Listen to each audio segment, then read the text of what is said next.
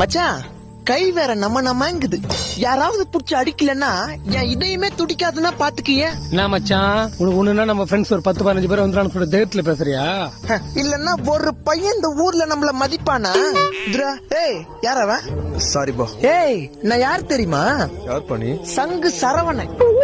எங்க அம்மா பேரு அருவாமனை, எங்க அப்பா பேரு கோடாலி, புழல் ஜெல்ல இருக்கவங்க என் பங்காளி. எங்க அண்ணன் பேரு அருவா, என் தங்கச்சி பேரு தகராறு. ரவுடிசம் பண்றதுதான் எங்க வரலாறு. நீ பாட்டு என் ஷோல்டர் டச் பண்ணிட்டு போல்ட போற.